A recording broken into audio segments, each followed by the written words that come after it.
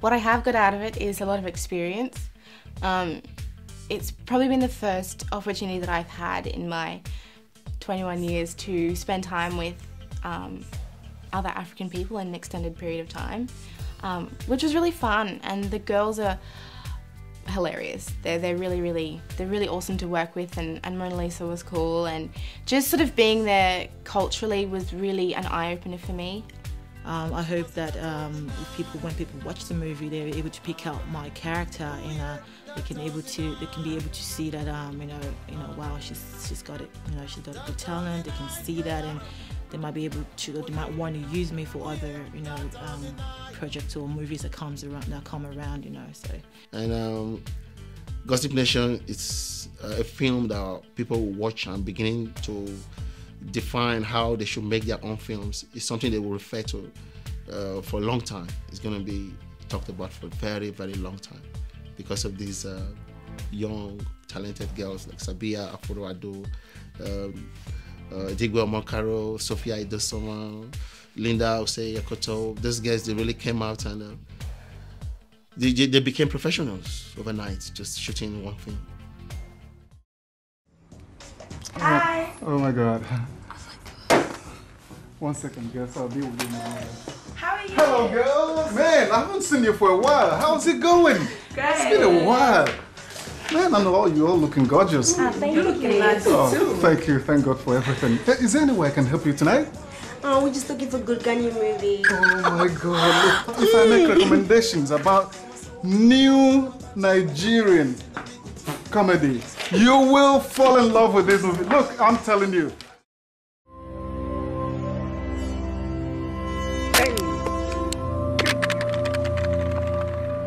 Why is the system designed in a way that when you come from a third world country, you are treated as a nobody, relegated to the background? But when you come from a developed country, you are rated even higher. Are you telling me no? You're not qualified? We can accept you? Yeah. Well, first of all, the name Gossip Nation is very catching, because this world is full of gossip, to be honest with you. So when people hear the word Gossip Nation, they're like, wow. And then once they see it, they're able to relate. Basically, one way or the other is either they've been the gossiper or they've been gossiped about. But gossip has such power and can really kill somebody.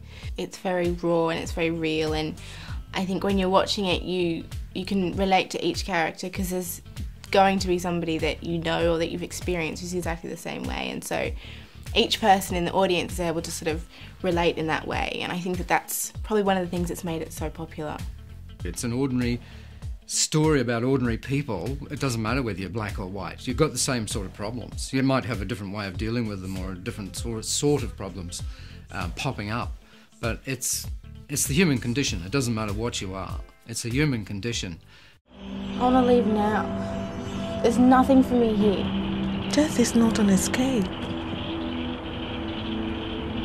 You must do what you have to do before your time. I can't do anything right. There is nothing here. There is nothing for anyone. At the end, it all becomes dust. Until then, you must live the best way you can, not because you want to, but because you have to.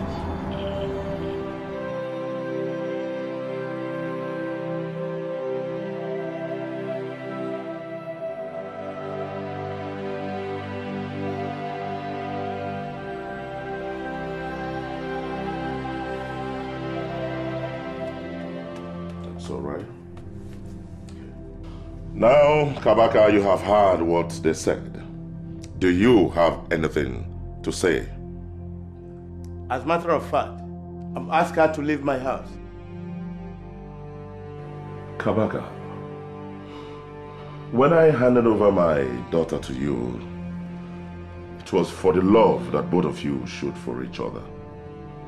My advice, as your father, is to be tolerant and patient.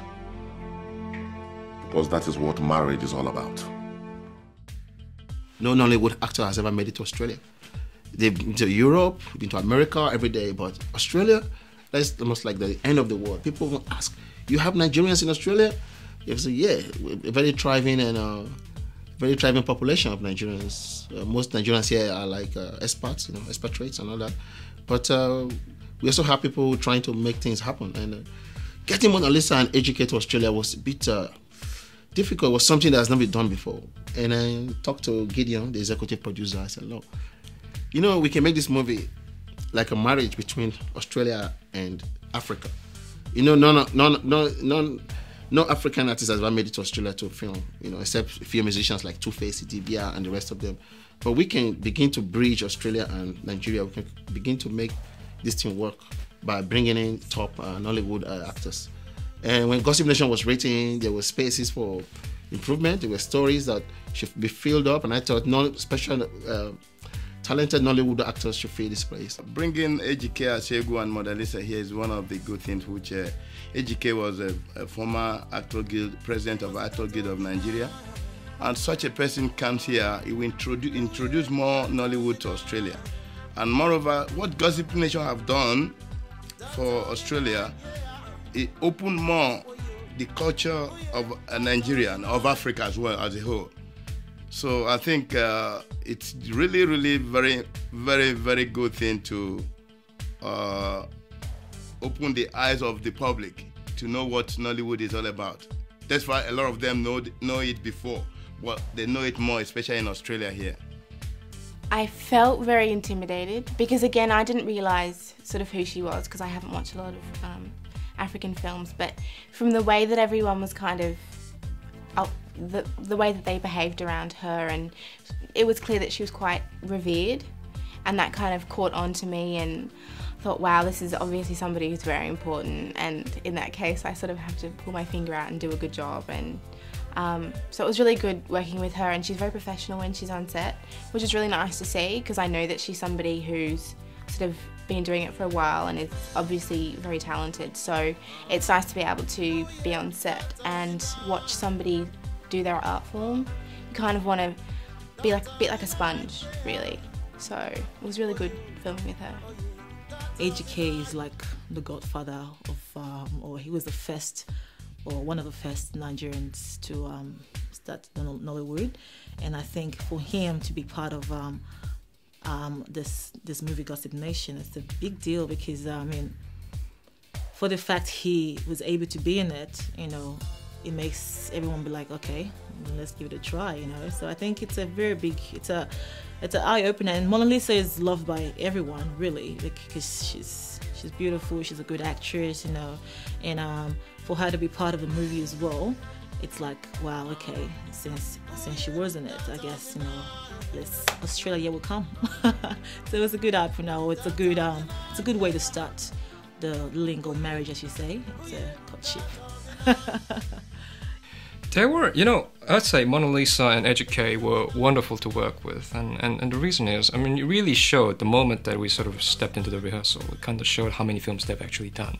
They must have done dozens and dozens, because they could straight away just get into it and just pour good performances out of them.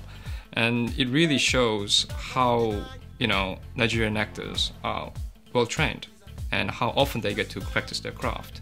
Because to be able to do that, takes a lot of practice. Listen, I've been meaning to ask you something. You've got a big family, haven't you? Not really here, but back in... One of your cousins came in here the other day to see your wife.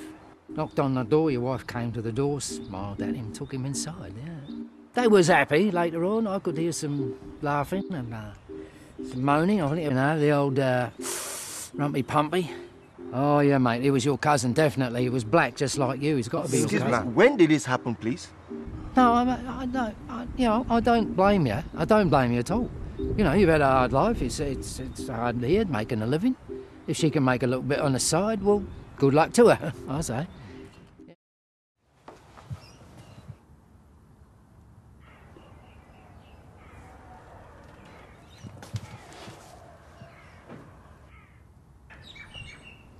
Missed you.